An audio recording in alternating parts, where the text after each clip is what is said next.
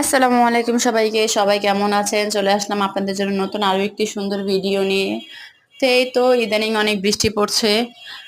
তো আজকেও বিকেলে ঘুম থেকে উঠে দেখি অনেক পরিমাণে বৃষ্টি পড়তেছে। সকাল থেকে বৃষ্টি আছে, কিন্তু বিকেলের দিক থেকে আরো একটু বেশি বৃষ্টি পড়তেছে। তাই ভাবতেছি বিকেলের জন্য কি নাস্তা তৈরি করা যায়। তো আমার বাসায় যা যা আছে তাইতে উপকরণ দিয়ে আমি বিকেলের জন্য কিছু নাস্তা তৈরি করে নিব। আসলে বিকেলের দিকে একটু ক্ষুধা লাগে, তার জন্য বিকেলে আমরা বাসায় নাস্তা তৈরি করি, মাঝে মধ্যে বাইরে থেকেও খাই। তো ভাবলাম বাসায় আমরা কিছু তৈরি করে নিই। তো এই তো এখানে আমি কথা বলতে বলতে আমার সবগুলো নাস্তায় আস্তে আস্তে করে রেডি হয়ে গেল। এখানে আমি ময়দা দিয়ে কিছু গোল গোল, আসলে এটাকে কি বলে তা আমি জানি না। এটার সাথে আমি চিনি আর লবণ আর ময়দা তিনটা জিনিস ব্যবহার করেছি। পরে মাছ ভাজা আছে, এখানে আলু ভাজা আছে, আর কিছু বুট আছে যেগুলো আমি